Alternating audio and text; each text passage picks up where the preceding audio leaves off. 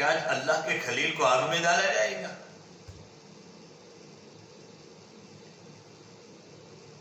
جبرائیل امین نے کہا اللہ میں جاؤں ابراہیم کی مدد کے لیے؟ فرمایا جاؤ، میرا ابراہیم اگر آپ کی مدد کو قبول کر رہا ہے تو کوئی حرج نہیں۔ جبرائیل امین آئے اور جبرائیل نے کہا کہ ابراہیم اگر آپ حکم دے تو اس آگ کو ایک پر کے ذریعے سے ختم کر دوں۔ اللہ اکبر، کیا جواب دیا اللہ کے خلیل نے! ابراہیم علیہ السلام نے جواب دیا، جبرائیل بیچ میں سے ہٹ جاؤ، جبرائیل بیچ میں سے ہٹ جاؤ۔ خلیل کو رب خلیل نے آگ میں ملنے کا وعدہ فرمایا ہے، خلیل کو رب خلیل نے آگ میں ملنے کا وعدہ فرمایا ہے، بیچ میں سے ہٹ جاؤ۔ یہاں تک کہ ابراہیم علیہ السلام کو آگ میں ڈالا گیا۔ اللہ تعالیٰ نے حکم دیا کہ آگ تیرا کام جلانے کا ہے، لیکن میرے حکم کے بغیر تو نہیں جلا سکتی، میرے ابراہیم کے لیے آگ ٹھنڈی ہو جا۔ لیکن صرف ٹھنڈی نہیں، صرف ٹھنڈی ہو جاتی آگ تو بھی ابراہیم علیہ السلام کو نقصان پہنچ جاتا۔ کیا کہہ رہا ہے قرآن؟ قرآن کریم میں اللہ ارشاد فرماتے ہیں کل جانا رکونی بردوں وسلام علی ابراہیم،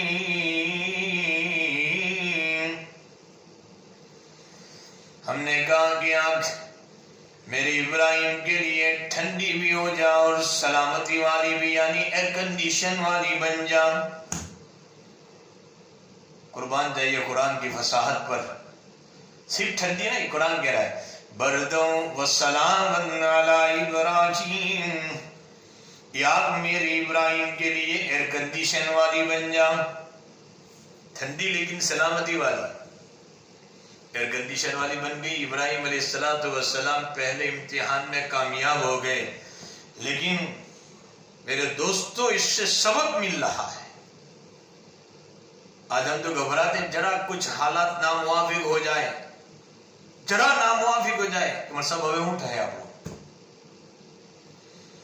اللہ کے وعدوں پر یقین جو ہے دن بدن ہمارا کمزور ہوتا چلا جاتا ہے، ذرا حالات آئیں گھبرا جاتے ہیں، ذرا حالات آئیں پریشان ہو جاتے ہیں۔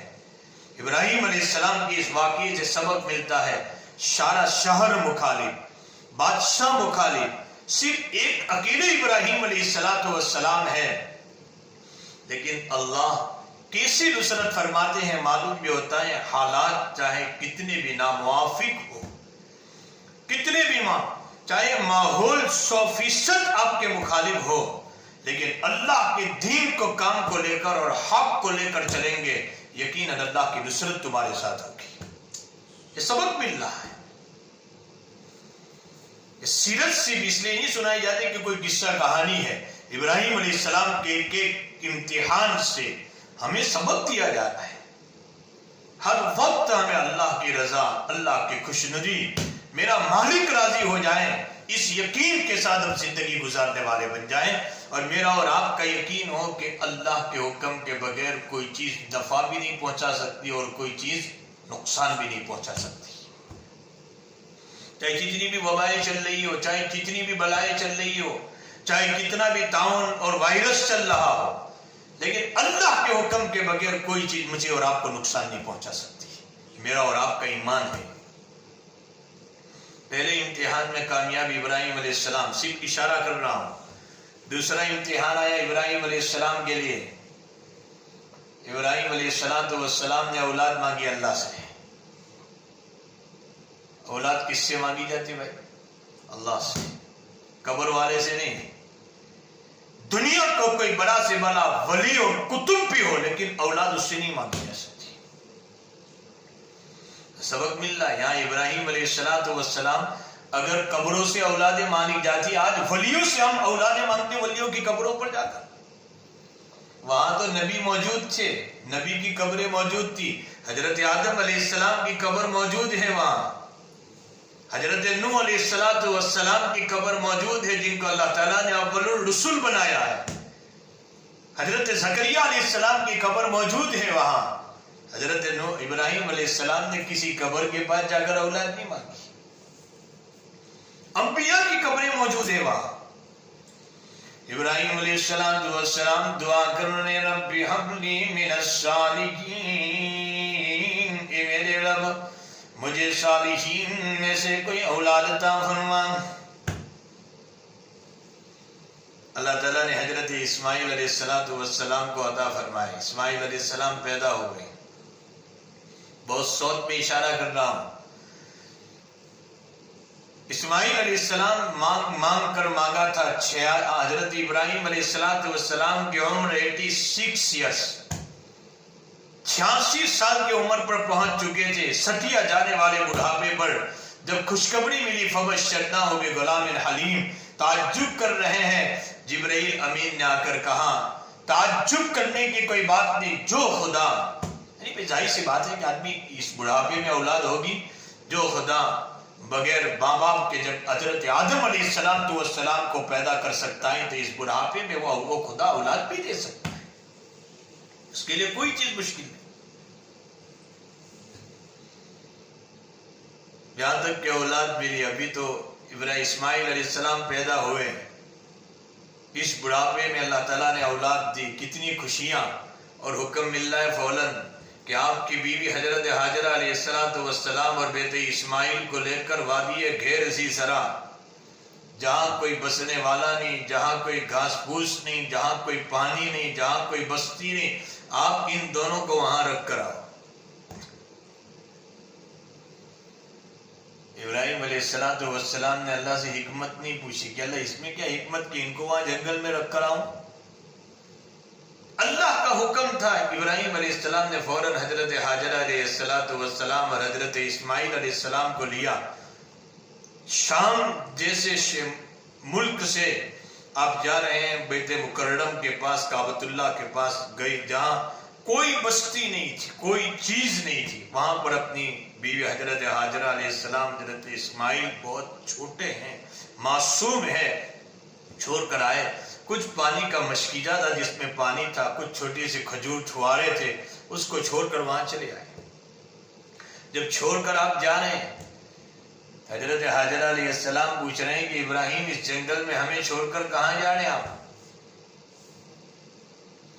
کوئی جواب نہیں دیا، اللہ نے بولنے سے منع کیا۔ دوسرا مرتبہ پوچھا، کوئی جواب۔ تیسری مرتبہ حضرت ہاجرہ علیہ السلام نے پوچھا کہ اللہ کا حکم ہے؟ فرمایا ہاں اللہ کا حکم ہے۔ لاکھوں سلام ہو اس ہاجرہ علیہ السلام پر، لاکھوں سلام ہو اس ہاجرہ علیہ السلام۔ فرما رہی ہے تب تو اللہ ہمیں ضائع نہیں فرمائے گا۔ کیسا ایمان تھا۔ آج تو ہم بستی میں، ہم کسی جگہ چلے گئے، سورت بھروچ بستی کے اندر گھر ہے ہمارا، اور ہماری اولاد چھوڑ کر جاتے ہیں، بار بار ٹینشن ہوتا ہے کہ بستی میں گھر ہے تو بھی ہماری اولاد کا کیا ہوگا، ہماری اولاد کا کیا ہوگا، ہماری اولاد کا کیا ہوگا۔ وہاں کوئی بستی نہیں، کوئی دیکھنے والا، نہ کوئی رہنے والا، نہ کوئی بسنے والا، وہاں چھوڑ کر جانے۔ اور حضرت ہاجرہ علیہ السلام بھی فرما رہی ہے کہ اللہ کا حکم ہے، اللہ ضائع نہیں کرے۔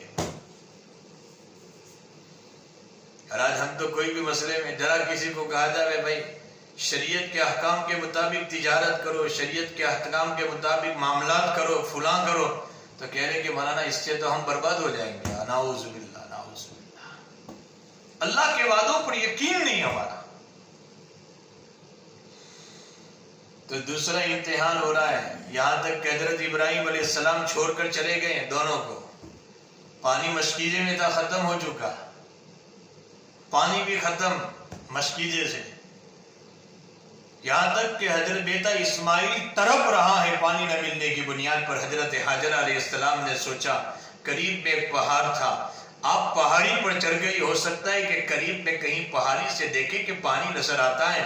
حضرت ہاجرہ علیہ السلام صفا سے مروہ کی طرف، یہ پہاڑی کی صفا سے مروہ کی طرف جا رہی ہے، مروہ سے صفا کی طرف جا رہی ہے، صفا سے مروہ جا رہی ہے، 7 چکر لگائے، کہیں پانی نظر نہیں آیا۔ بیٹے اسماعیل کو کہیں کوئی جانور کھا نہ جائے، جلدی سے دوڑتی ہوئی واپس حضرت ہاجرہ علیہ السلام بیٹے اسماعیل کے پاس آئی۔ دیکھا کہ بیٹے اسماعیل اپنی ایڑیوں کو ہلا رہے تھے اور زمین پر مار رہے تھے، یہاں تک کہ ایڑی کو زمین پر مارا، جبرائیل امین آئے اور وہیں سے پانی کا زمزم کا چشمہ جاری ہو گیا۔ زمزم کا چشمہ اللہ نے جاری فرما دیا. اور کیسا زمزم؟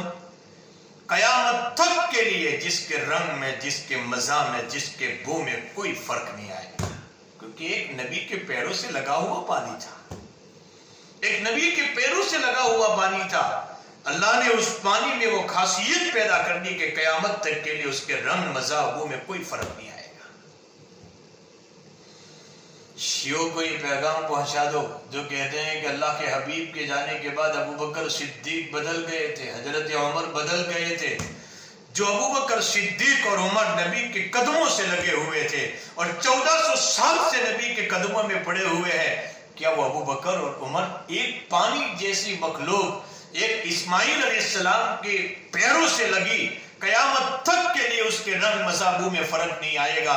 جو ابو بکر اور عمر ہر وقت نبی کے ساتھ رہتے تھے، کیا ان میں بدلاؤ پیدا ہو گیا؟ اور اللہ تعالیٰ نے صفا اور مروہ کے اوپر یہ دوڑنا اللہ کو اتنا پسند آیا، اللہ نے کیا اعلان کر دیا؟ ان الصفا والمروۃ من شعائر اللہ. صفا اور مروہ اللہ تعالیٰ کی نشانیوں میں سے. بہت پسند آیا اللہ کو. اس لیے تو امام غزالی رحمۃ اللہ علیہ فرماتے ہیں کہ حج کس چیز کا نام ہے؟ فرمایا حج نام ہے حضرت حاجرہ علیہ السلام کی اداؤں کا، حضرت اسماعیل علیہ السلام کی وفاؤں کا، اور حضرت ابراہیم علیہ السلام کی دعاؤں کا نام حج ہے. یہ دوسرا امتحان ہو رہا ہے، اس میں بھی کامیابی مل رہی ہے. تیسرا امتحان آیا حضرت ابراہیم علیہ السلام کے لیے. تیسرا امتحان کیا آیا؟ جب بچہ جوانی کی عمر پر پہنچا، جب دوڑنے لگا، جب بھاگنے لگا ساتھ میں، اس وقت ماں باپ کو بڑی امیدیں اپنے بچے سے ہوتی ہے. اس وقت اب اللہ کا حکم آ رہا ہے کہ اس بیٹے اسماعیل کو اللہ کے راستے میں ذبح کر دو، قربان کر دو اس کو. قرآن کریم میں اللہ ارشاد فرماتے فلما بلغ معه السعي قال يا بني إني أرى في المنام أني أذبحك فانظر ماذا ترى. جب جوانی کی عمر پر پہنچے ابراہیم علیہ اسماعیل علیہ السلام، ابراہیم علیہ السلام خواب دیکھ رہے ہیں، بیٹے اسماعیل کو ذبح فرما رہے ہیں. بیٹے سے پوچھ رہے ہیں کہ بیٹے میں نے تجھے ذبح کرتے ہوئے خواب میں دیکھا، تو بتا تیرا کیا مشورہ ہے؟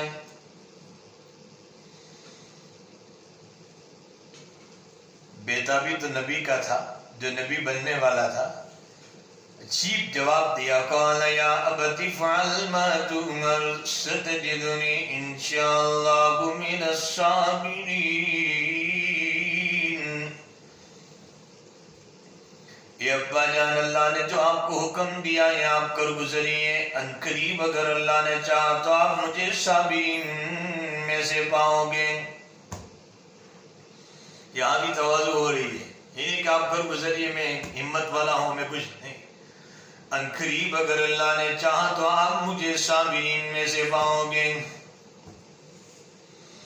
ابراہیم علیہ السلام گھر گئے اور حضرت حاجرہ علیہ السلام کو کہا کہ اس بیٹے کو تیار کر دو، اس کو ذرا غسل کرا دو، اس کو ذرا اچھے کپڑے پہنا دو، اس کو ذرا سرما لگا دو. بیٹے اسماعیل کو کہاں دعوت میں جانا ہے، جھوٹ تو تھا نہیں، پر اللہ کی طرف سے دعوت آئی، اس بچے کو دعوت میں لے جانا ہے. حضرت حاجرہ علیہ السلام نے اس بیٹے کو تیار کر دیا، اور تیار کرنے کے بعد اس بیٹے کو روانہ فرما رہی ہے. حضرت حاجرہ علیہ السلام روانہ فرما رہے ہیں دعائیں دے کر. اور بھائی ماں کی دعاؤں کا، والدین کی دعاؤں کا ایک عجیب اثر ہے. کاش کہ اللہ ہمیں اپنے والدین سے دعائیں کرنے والا بنا دے. ساری دنیا سے ہم دعائیں کراتے ہیں لیکن والدین سے دعائیں نہیں کراتے، جن کی دعائیں اللہ کے عرش سے ٹکراتی ہیں. حضرت حاجرہ علیہ السلام نے حضرت اسماعیل کو دعائیں دے کر رخصت کیا. جا رہے تھے اسماعیل کے، ماں کی دعا کا اثر تھا، واپس لوٹے تو ذبیح اللہ بن کر واپس لوٹے. حضرت موسیٰ علیہ السلام کو جب ماں نے دعائیں دے کر صندوق میں ڈال لیا، جب جا رہے تھے تو حضرت موسیٰ تھے لیکن واپس لوٹے تو ماں کی دعاؤں کا اثر تھا کہ کلیم اللہ بن کر واپس لوٹے۔ حضرت بی بی آمینہ نے اپنے بیٹے محمد الرسول اللہ صلی اللہ علیہ وسلم کو دائیں حلیمہ کے وہاں رخصت فرمایا، دعائیں دے کر رخصت فرمایا۔ جا رہے تھے محمد نے واپس لوٹے تو رسول اللہ بن کر واپس لوٹے۔ عجیب اثر ہے ماں باپ کی دعاؤں کا۔ اللہ ہمیں اپنے والدین کی عظمت اور قدردانی کی اور ان سے دعائیں کرانے کی اللہ تعالی ہمیں توفیق عطا فرمائے۔ حضرت حاجر علیہ السلام نے دعائیں دے کر رخصت فرمایا۔ جب دعائیں دے کر رخصت فرمایا، جا رہے تھے حضرت اسماعیل، یہاں تک کہ شیطان بعد میں حضرت حاجر علیہ السلام کے پاس آیا اور کہا کہ آپ کو معلوم ہے کہ بیٹے اسماعیل کو ابراہیم علیہ السلام کہاں لے گئے؟ فرمایا وہ تو دعوت میں گئے۔ فرمایا نہیں، وہ تو ذبح کرنے کے لیے لے گئے۔ حضرت حاجرہ نے کہا کہ کوئی باپ اپنے بیٹے کو ذبح کرتا ہے؟ شیطان کہہ رہا ہے کہ ہاں، وہ یہ کہہ رہے ہیں کہ اللہ کا حکم ہے۔ لاکھ السلام ہو اس حاجر علیہ السلام پر، کہہ رہی ہیں کاش مجھے پتا ہوتا، اللہ کا حکم ہے، میں جاتی، میں ہاتھ پکڑتی، میں پیر پکڑتی، ابراہیم علیہ السلام کو اللہ کے اس حکم کی تعمیل میں سہولت ہو جاتی۔ یہ جواب ایک عورت کا حضرت حاجر علیہ السلام، مجھے پتا ہوتا میں بھی چل جاتی، اللہ کا حکم ہے، کر گزرنا چاہیے۔ اس امتحان میں بھی آپ کامیاب ہو گئے، اللہ تعالیٰ نے میڈے کو بھیج دیا، اور اس امتحان میں بھی ابراہیم علیہ السلام کامیاب ہو گئے۔ اس لیے تو فرشتوں نے ایک مرتبہ سوال کیا کہ اللہ، ابراہیم علیہ السلام کو تو نے اپنا خلیل بنایا، جگری دوست بنایا ہے؟ فرمایا ہاں میرے فرشتوں، تم بھی امتحان لینا ہو تو لے لو۔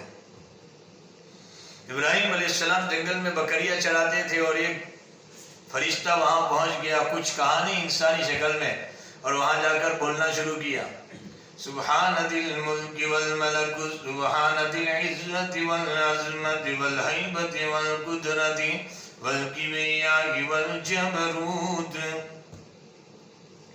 ابراہیم علیہ السلام نے اللہ کی تعریف کے جملے جب جنگل میں سنے، فوراً کہہ رہا ہے کہ بھائی یہ تعریف کے جملے، اللہ کی تعریف کے جملے اتنے پسند آئے، مجھے اتنے پسند ہیں، میرے مالک کی تعریف اور ایک مرتبہ سناؤ۔ فرشتے نے کہا، فرمایا اس کا چارج لگے گا، فری آف چارج نہیں، چارج لگے۔ فرمایا کیا چارج لگے گا؟ فرمایا یہ بکریاں ہے تو اس کی آدھی بکریاں آپ دے دو۔ فرمایا آدھی بکریاں دے دی، لیکن اور ایک مرتبہ یہ جملے سناؤ۔ پھر فرشتے نے جملے سنائے، ابراہیم علیہ السلام کو اور زیادہ محبت اللہ کی پیدا ہو رہی۔ فرمایا اور ایک مرتبہ سناؤ، دوسرا آدھا بکریوں کا ڈیور ہے وہ بھی دے دوں گا۔ دوسری مرتبہ سنایا، پھر طلب ہوئی، فرمایا اور ایک مرتبہ سنا دو۔ فرمایا اب کیا دوں گے، آپ کے بعد بکریاں تو اب ہے نہیں۔ ابراہیم علیہ السلام نے جو جواب دیا، فرمایا تم بکریاں لے کر جا رہے ہو، چرواہے کی ضرورت پڑے گی، ابراہیم تمہاری بکریاں چروا دے گا، لیکن اور ایک مرتبہ اللہ کی، یہاں تک کہ فرشتے نے کہا کہ میں اللہ کا فرشتہ ہوں، یقیناً اللہ تعالیٰ نے آپ کو جو خلیل بنایا ہے، آپ لائق ہے کہ اللہ کے خلیل آپ کو بنایا جائے۔ اللہ کی محبت پیدا کرو لوگوں، بہت ضرورت ہے اللہ کی محبت پیدا کرو۔ جو انسان اللہ تعالیٰ کی محبت پیدا کرتا ہے اور اللہ کی محبت کے اندر قربانی دیتا ہے، اللہ اس قربانی کو کبھی ضائع نہیں فرماتا۔ ابراہیم علیہ السلام باغ میں ڈالے گئے، آپ کے کپڑے اتارے گئے، اللہ کتنا قدردان ہے۔ بخاری شریف کی روایت ہے، اول من یکسیٰ یوم القیامت ابراہیم، سب سے پہلے قیامت کے دن لباس پہنایا جائے گا، جب قبروں سے لوگ ننگے ڈھرنگے اٹھیں گے، میرے ابراہیم کو پہنایا جائے گا۔ نمرود نے ان کے کپڑے اتارے تھے۔ اللہ تعالیٰ کو بہت، اللہ سے عشق پیدا کرو۔ یہ قربانی اور یہ ایام اور یہ رات دن ہمیں سبق دیتے ہیں، اللہ سے محبت پیدا کرو، وہ اتنا قدردان ہے، اتنا قدردان ہے۔ وما قدر اللہ حق قدری، اس کی قدر ہم نے نہیں جانی، لیکن وہ تو ہمارے ایک ایک عمل کا قدردان ہے، ایک ایک عمل کا۔ میں آج ہی ایک کتاب میں ایک واقعہ پڑھ رہا تھا، عبداللہ بن بچادین رضی اللہ تعالیٰ عنہ، بڑا عجیب واقعہ۔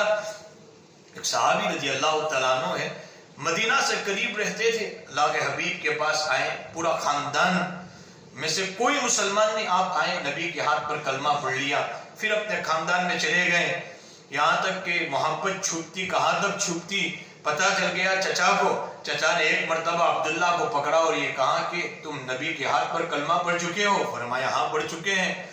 چچا نے کہا کہ دو فیصلے میں سے ایک فیصلہ، یا تو کلمہ چھوڑ دو یا اس مکان کو چھوڑ دو.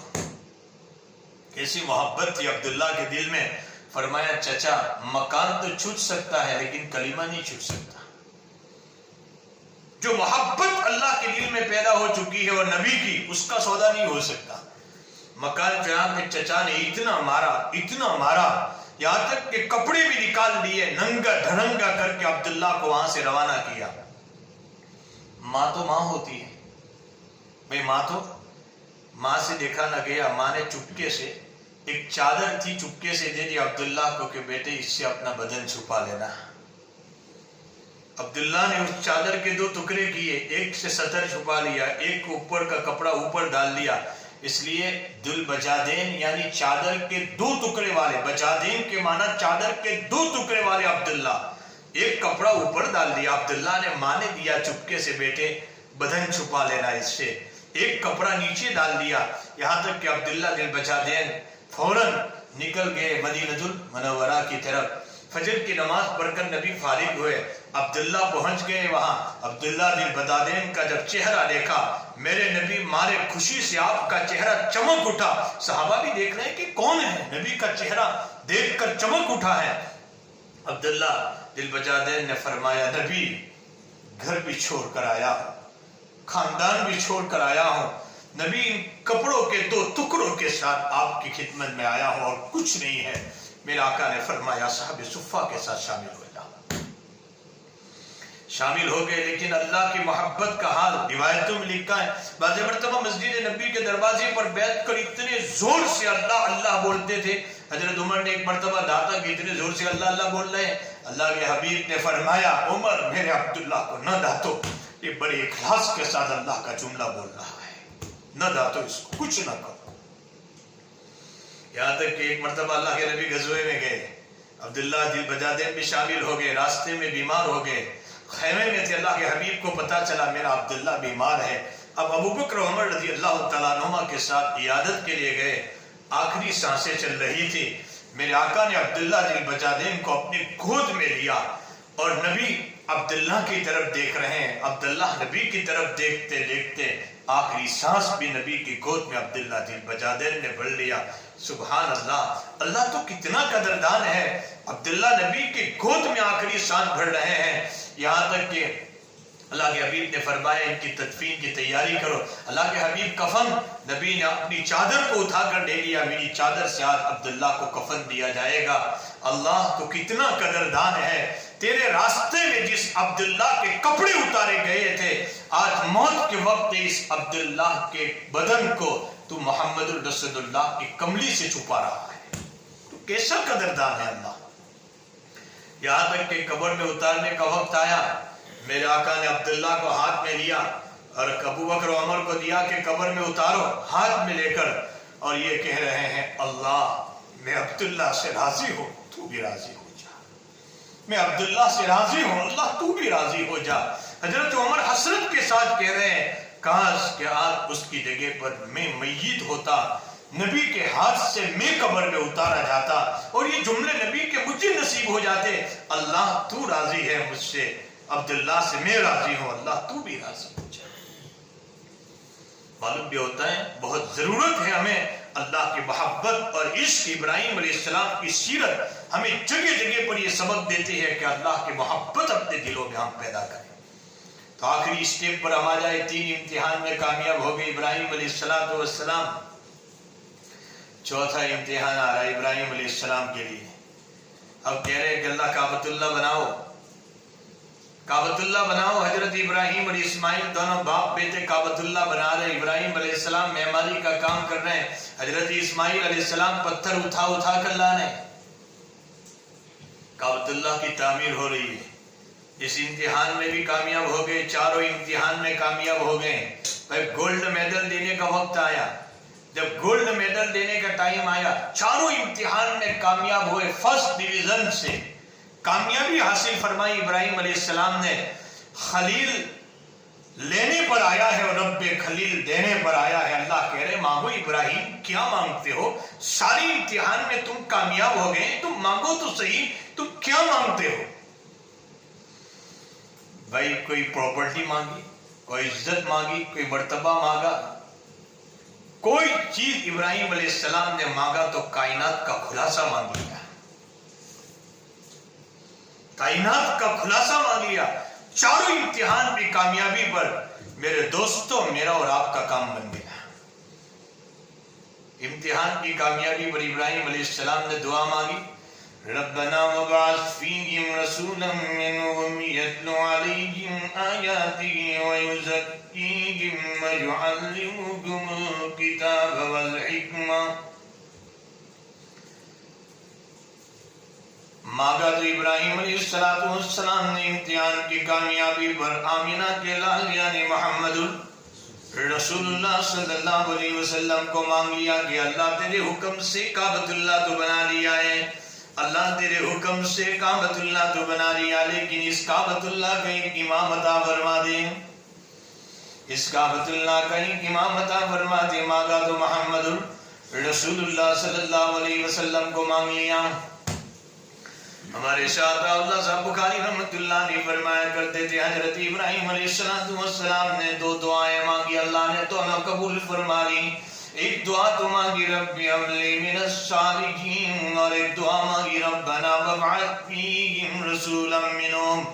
عجیب جملے ارشاد فرماتے تھے کہ ایک تو زمزم والے مانگے اور ایک حوض کوثر والے مانگے. زمزم والے حضرت اسماعیل علیہ السلام بھی عطا فرما دیے, اور حوض کوثر والے محمد رسول اللہ صلی اللہ علیہ وسلم بھی اللہ تعالیٰ نے عطا فرما دیے کہ اللہ اس کعبۃ اللہ کو تو بنا دیا ہے, لیکن کعبۃ اللہ کا ایک امام عطا فرما دے.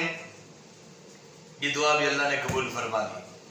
معلوم بھی ہوتا ہے کہ اب یہ قربانی جو ہے ہمیں سبق دے رہی. ابراہیم علیہ السلام کامیاب ہو گئے, آپ کی ایک ایک ادا اتنی پسند آئی, اس لیے تو صحابہ نے پوچھا کہ قربانی کیا ہے؟ ما ہذی الاضاحی قال سنت ابیکم ابراہیم علیہ السلام, سنت ابیکم ابراہیم علیہ السلام. لیکن آج ہم قربانی کو اتنا بوجھ سمجھ رہے ہیں, اتنا بوجھ سمجھ رہے ہیں قربانی کو. بعض لوگ تو صاحب نصاب ہیں, 612 گرام اور 307 ملی گرام چاندی یا اتنی مالیت یا اتنی ملکیت ضرورت سے زائد اگر کسی کے پاس اس پر قربانی. آج امت کا ایک بہت بڑا طبقہ ہے جس پر قربانی واجب ہے, لیکن وہ نصاب سے واقف نہیں. وہ یہ سمجھتے ہیں جس پر زکوٰۃ واجب ہے اس پر قربانی, حالانکہ زکوٰۃ کا نصاب الگ ہے, قربانی کا نصاب الگ ہے. ضرورت سے زائد کا مطلب یہ ہے کہ بڑھنے والا نہیں. اگر ہمارے پاس ایک مکان میں رہتے, دوسرا مکان زائد ہے, دوسرا پلاٹ زائد پڑا ہوا ہے, دوسری ایک زمین زائد پڑی ہوئی ہے, ضرورت سے جائے گی. گھر کے اندر ہم جو شوکیس میں ہمارے جو بہت سارے برتن رکھتے ہیں, سال بھر میں اس کا استعمال نہیں آتا, یہ ساری چیزیں بھی ٹوٹل لگائیں اور 612 گرام اور 307 ملی گرام چاندی کی قیمت اور مالیت پر پہنچ جاتی ہے تو اس پر قربانی واجب ہے. لیکن امت کا ایک بہت بڑا طبقہ اس سے ناواقف ہے. صدقے فطر تو ادا کرتا ہے لیکن قربانی ادا نہیں. جو نصاب صدقے فطر کا ہے وہی نصاب تو قربانی کا ہے, اور قربانی بھی ادا بھی کرتے ہیں تو سب سے پہلے یہ تلاش کریں گے کہ سب سے سستا جانور کہاں ملتا ہے.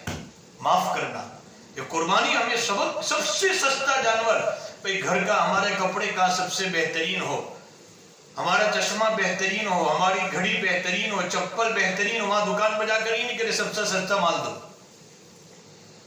لیکن قربانی کا وقت آتا ہے تو کہیں 9000 کا جانور لکھا ہوا ہے تو تلاش کرتے کہ مرسل کوئی جگہ 6000 میں جانور چاہیے نہیں. تو قربانی کو ہم نے بہت سمجھا ہے. یہ اللہ کی محبت کا ایک اظہار ہو رہا ہے کہ ہم اپنی ضروریات کے لیے تو بہتر سے بہتر چیزیں اور اللہ کے راستے میں گھٹیا سے گھٹیا جانور. ہمارے حضرت والا مفتی صاحب اللہ تعالیٰ حضرت کی عمر میں خوب برکت عطا فرمائے. حضرت نے ایک دن فرمایا, حضرت شیخ الہند رحمۃ اللہ علیہ کے حالات کے باب میں حضرت نے فرمایا, حضرت شیخ الہند رحمۃ اللہ علیہ اس سال اگر قربانی کرتے تھے, ابھی جانور کی جیسے عید کے دن قربانی کی تو اسی دن آئندہ سال قربانی کرنے کا جانور خرید لیتے تھے, ایک سال پہلے. اور حضرت اس کی اتنی قدر کہ 1 سال تک اس کی خدمت کرتے. یہاں تک کہ شیخ الہند رحمۃ اللہ علیہ جب سبق پڑھانے کے لیے تشریف لاتے دارالعلوم دیوبند میں، یہ جانور بھی آپ کے پیچھے پیچھے آتا، باہر بیٹھ جاتا. حضرت سبق پڑھا کر گھر جاتے تو واپس آپ کے پیچھے پیچھے ہو جاتا. یہاں تک کہ 2 مہینے جب باقی ہوتے تو حضرت اس جانور کے قربانی کے جانور کو دودھ اور جلیبی 2 مہینے تک آخر میں کھلاتا تھے. اتنی محبت پیدا ہو جاتی تھی اس جانور سے کہ جب اس جانور کے گلے پر چھری پھراتے تھے تو ایسا لگتا تھا کہ جیسے اپنے لگتے جگر کے گردن کے اوپر، گلے کے اوپر چھری پھرا رہے. اتنے روتے تھے حضرت، اتنے روتے تھے. یہ ہے کہ اللہ کے راستے میں محبوب چیز کو خرچ کیا جاوے. ہم تو اتنا بوجھ، آج تو امت کا 90% طبقہ وہ ہے کہ جو جانور کو اپنے گھر پر رکھنا بھی نہیں چاہتا، خدمت کرنا بھی نہیں چاہتا، بلکہ جہاں ہو وہاں کسی طریقے سے ایک بوجھ اتر جاوے اس طریقے سے قربانی کرتے ہیں. اس لیے آج آپ دیکھتے ہیں چاروں طرف سے امت پر حالات ہے. زکوٰۃ کو تم نے بوجھ سمجھا، قربانی کو تم نے بوجھ سمجھا، اللہ کے سارے احکامات کو تم نے بوجھ سمجھا، تم نے زکوٰۃ کو ادا نہیں کیا. اللہ تعالیٰ بیماریوں کے اندر تمہارے پیسے ادا کروا رہا ہے، بیماریوں میں خرچ کروا رہا ہے. تم نے صدقات نہیں دیے، اللہ بیماریوں اور ہاسپٹلوں میں لاکھوں روپے تمہارے خرچ کروا رہا ہے. تم زکوٰۃ کو بوجھ سمجھ رہے ہیں، تم قربانی کو بوجھ سمجھ رہے ہیں، اللہ کے سارے احکامات کو بوجھ سمجھ رہے ہیں. تو اللہ تعالیٰ بھی فرماتے ہیں وَمَكَرُوا وَمَكَرَ اللَّهُ، میرے بندے اگر تو تدبیر کرنا چاہتا ہے تو میں بھی تو تدبیر کرنا چاہتا ہوں. آج ہمیں ضرورت ہے ان عجیب حالات سے جو گزر رہے ہیں. ایک مصیبت ختم نہیں ہوتی، دوسری مصیبت ختم نہیں ہوتی، تیسری مصیبت، چاروں طرف سے مصیبت میں گھیرے ہوئے ہیں. لیکن پھر بھی امت، آج آپ دیکھ لو، اگر پورے علاقے میں جا کر جگہ جگہ پر آپ نے دیکھا ہوگا کہ میرا جوان یا موبائل پر گیم کھیل رہا ہوگا، یا میرا جوان جوا اور شراب کے اڈے پر بیٹھا ہوا ہوگا. اتنے خراب حالات کے باوجود ہم اپنی زندگیوں کے تبدیلی کے لیے، اللہ کی رضا کے لیے، اللہ کو راضی کرنے والے اعمال کے لیے، ہم اتنے حالات کے باوجود بھی ہم تیار نہیں ہوتے. اب اندازہ لگائیں اتنے جبڑ یہ حالات ہمیں سبق نہیں نہ اپنی زندگیوں کو تبدیل کریں. ہم اپنے اعمال پر آئے، ہم نمازوں پر آئے، ہم توبہ کریں، ہم استغفار کریں. روزانہ 500 اور 1000 مرتبہ استغفار کریں. پوری امت استغفار پر آ جائے گی. اللہ ایک دن میں ان حالات کو بدل سکتا ہے. کوئی کتنا بھی کہتا ہو کہ فلانے کی طرف سے حالات ہے، فلانے کی طرف سے فلانے، عجیب باتیں، لیکن ایک بات یاد رکھ کے اللہ کے حکم کے بغیر ایک درخت کا پتا نہیں ہل سکتا. چاہے کوئی بھی ملک کتنی بھی تدبیر کرے، میرے مالک کے حکم کے بغیر یہ وبا اور بلا مجھے اور آپ کو کوئی نقصان نہیں پہنچا سکتی. ہمارے ایمان ہے اس پر. تو ہمیں ضرورت ہے ہم اپنے اعمال کو بدلنے والے ہو جائیں، ہم اپنی زندگیوں کو تبدیل کرنے والے ہو جائیں. لوگوں بڑے ایام، بڑی مبارک راتیں چل رہی ہے، بڑی مبارک راتیں، بڑے مبارک دین چل رہے ہیں. ہم گناہوں سے بچائیں، ہم اللہ کے پاس روئے گر گرائیں، ہم اللہ سے معافی تلافی مانگے. پوری امت کے لیے ہم اللہ کے استغفار کریں. انشاءاللہ تعالی اللہ تعالی حالات کو بدل دے گا. بہت ضرورت ہے کہ اللہ کو راضی کرنے والے اعمال کریں. یہ حضرت ابراہیم علیہ السلام کی قربانی ہمیں سبق دے رہی ہے. ہم اللہ کو راضی کرنے والے بنیں اور اللہ کے حکم کے سامنے ہم ساری چیزیں بھول جائیں، اللہ کے حکم کو ادا کرنے والے بنیں. اللہ تعالیٰ ہم سب کو ان باتوں پر عمل کی توفیق عطا فرمائے. وآخر دعوانا الحمدللہ رب العالمین. درود شریف پڑھ لیں. اللہم انا علی ذکرک و شکرک و حسن عبادتک. سبحانک اللہم و بحمدک و تبارک اسمک و تعالی جدک و لا الہ غیرک. سبحانک لا علم لنا الا ما علمتنا انك انت العليم الحكيم. سبحان الله وبحمده سبحان الله العظيم. لا اله الا الله الاحد الصمد الذي لم يلد ولم يولد ولم يكن له كفوا احد. لا اله الا الله الحنان المنان بديع السماوات والارض ذو الجلال والاكرام. اللهم لك الحمد كله ولك الشكر كله ولك الملك كله واليك يرجع الامر كله. اللهم لا احصي ثناء عليك انت كما اثنيت على نفسك. والهكم اله واحد لا اله الا هو الرحمن الرحيم.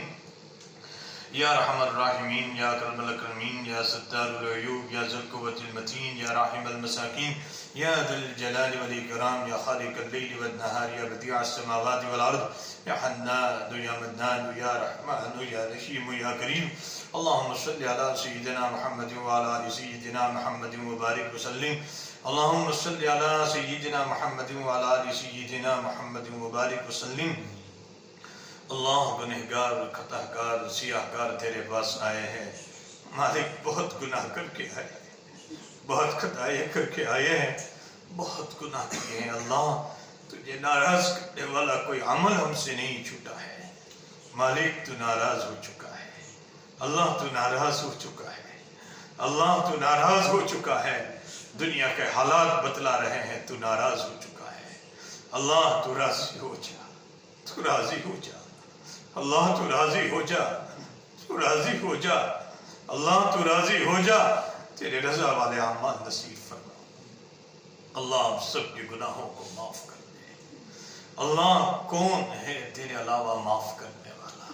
کوئی نہیں ہے اللہ، کس کے پاس جائے مالک، تیرے علاوہ کوئی در بھی تو نہیں ہے اللہ۔ اللہ ہم سب کے گناہوں کو معاف کر دے، معاف کر دے اللہ۔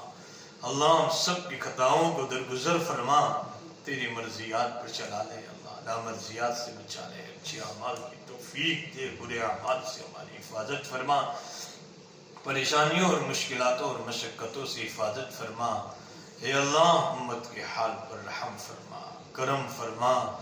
اے اللہ چلنے والی وباؤں سے، بلاؤں سے، بیماریوں سے اللہ ہمارے والدین کی، اہل و عیال کی، بھائی بہنوں کی، رشتہ داروں کی، متعلقین، محبین کی اللہ، اس مجمع کی اللہ، اس شہر میں اللہ، اس ملک میں اللہ، تو سب کی حفاظت فرما اللہ، تو سب کی حفاظت فرما۔ پوری دنیا میں بسنے والی انسانیت کی حفاظت فرما، پوری دنیا میں بسنے والے ایک ایک مرد اور عورت، جوان بوڑھے اللہ، تو سب کی حفاظت فرما اللہ، سب تیری مخلوق ہے۔ پوری دنیا سے اس وبا اور بلا کو ختم فرما اللہ، ختم فرما اللہ۔ تیری ایک محبت کی نگاہ بھی دنیا والوں پر پڑ جائے گی مالک، کی وبائیں بلائیں تو سیکنڈوں میں ختم ہو جائے گی اللہ۔ تو کرم کا معاملہ فرما دے اللہ، تو محبت کا معاملہ فرما دے اللہ، تو اپنے فضل کا معاملہ فرما دے اللہ۔ جتنے بھی لوگ ہاسپٹلوں میں ہیں اللہ، کوئی گھنٹہ خالی نہیں گزرتا جس پہ موت کی خبریں نہ آ رہی مالک، ہم بہت کمزور ہیں، بہت کمزور ہیں، ہم جانتے ہیں بیماری تیری نعمت ہے اللہ۔ ہم آزمائش کے قابل ہم نہیں ہیں، آزمائش کے قابل تو تیرا ابو بکر تھا، تیرا عمر تھا، تیرا عثمان تھا، تیرا علی تھا، تو تیرے بہت کمزور بندے ہیں اللہ۔ نعمت بیماری کو نعمت صحت سے بدل دے اللہ۔ اللہ جو ہاسپٹلوں میں بیمار ہے بیچارے ایڑیاں رگڑ رہے ہیں اللہ، تو شفائے کلی عطا فرما، سارے لوگوں کو شفا عطا فرما اللہ، ان کو سکون عطا فرما اللہ، سکون عطا فرما۔ جتنے لوگ ہزاروں کی تعداد میں علماء، صلحاء، ہمارے مسلمان بھائی اللہ تیری ملاقات کے لیے آ چکے ہیں اللہ، ان کی قبروں کو نور سے منور فرما، درجات بلند فرما، جنت الفردوس میں اعلیٰ مقام عطا فرما۔ اے اللہ ماتحتوں کو صبر جمیل عطا فرما اللہ، جو بیمار ہے اللہ ان کو شفائے کلی عطا فرما اللہ، شفائے کلی عطا فرما اللہ۔ اس وبا اور بلا کو پوری دنیا سے ختم فرما دے، سب کو سکون اور چین عطا فرما دے مالک۔ یقیناً ہم نے تجھے بہت ناراض کیا ہے، بہت ناراض کیا ہے اللہ، تو معاف کر دے ہمیں اللہ، تو راضی ہو جا اللہ، تو راضی ہو جا اللہ، تو وبائیں اور بلائیں ختم فرما، حالات اور حادثات کو ختم فرما دے اللہ۔ اللہ جن لوگوں نے دعاؤں کے لیے کہا لکھا متوقع ہے، سب کی امیدیں پوری فرما، جیلوں میں محبوس ہے رہائی عطا فرما، مقدمات میں ماخوذ ہے بری فرما۔ یہ اللہ جو روزی کے معاملے میں پریشان ہے رزق حلال عطا فرما، تجارتوں والوں کی تجارت میں برکت عطا فرما، کسانوں کی کھیتیوں میں برکت عطا فرما، رحمت والی بارش عطا فرما اللہ، عافیت عطا فرما۔ جن ماؤں کی گود اولاد سے خالی ہے اولاد صالح عطا فرما، جن کو تو نے اولاد عطا فرمائی ہے ہماری اولادوں کی اپنے شان ربوبیت سے تربیت فرما کر ہماری آنکھوں کی ٹھنڈک بنا، دلوں کا سرور بنا، امیدوں سے بھر کر بنا، پر فتن ماحول سے ہماری اولادوں کی حفاظت فرما اللہ۔ جو مانگا وہ بھی عطا فرما، جو رہ گیا تو اپنے فضل سے عطا فرما۔ اے اللہ، ایک ماں اپنے بچے کو دھکا مار کر گھر سے نکال بھی دیتی ہے۔ بچہ سوچ لیتا ہے ماں کہیں کھا بھی لوں گا، ماں کہیں سو بھی جاؤں گا، لیکن یہ بچہ جب پھر ماں کی ممتا کو یاد کر کے ماں کی چوکھٹ پر آتا ہے، ماں پھر دھکا دے کر نکال دیتی ہے۔ بچہ ماں سے چمٹ کر یوں کہتا ہے، اماں دنیا میں سب کچھ مل سکتا ہے، تیرے جیسی محبت ماں کون دے سکتا ہے۔ ماں کتنی بھی سخت دل ہوتی ہے، بچے کو گلے سے لگا لیتی ہے۔ میرے مالک تو ایک نہیں 70 نہیں 1000 ماؤں سے زیادہ رحیم خدا ہے، تو 1000 ماؤں سے زیادہ رحیم خدا ہے۔ اللہ، اے اللہ، آج یہ مجمع یہی تجھ سے کہہ رہا ہے، دنیا میں سب کچھ مل سکتا ہے، تیری محبت کون دے سکتا ہے؟ اللہ کون دے سکتا ہے؟ اللہ، راتوں کے وہ تنہائیوں میں تجھے پکار رہے ہیں، امیروں نے اپنے دروازے بند کر دیے، بادشاہوں نے بند کر دیے، مالک تو کھول کر بیٹھا ہے۔ بڑی مبارک راتیں ہیں جن راتوں کی تو قسمیں کھا رہا ہے، مالک ان راتوں میں تیرے سامنے ہاتھ پھیلائے ہیں۔ اللہ، تو ایک محبت کی نگاہ تو ہم گنہگاروں پر ڈال دے، اللہ تو ایک محبت کی نگاہ تو دنیا والوں پر ڈال دے، اللہ تو ایک محبت کی نگاہ تو اس ملک والوں پر ڈال دے، ان علاقوں والوں پر ڈال دے۔ اللہ ایک محبت کا چھینٹا تو برسا دے۔ مالک تجھے کون پوچھنے والا ہے، تجھ سے کون سوال کرنے والا ہے؟ اللہ ہمارا بیڑا پار ہو جائے گا، ہمارے حالات سدھر جائیں گے، ہمارے دن اور رات غمیوں سے خوشیوں کی طرف آ جائیں گے۔ مالک تجھے کوئی پوچھنے والا نہیں۔ اللہ تو ایک محبت کی نگاہ تو ڈال دے ہم پر، اللہ تو ڈال دے۔ اللہ تو ایک محبت کی نگاہ تو ڈال دے، ہم تو تیرے سوالی بن کر آئے ہیں۔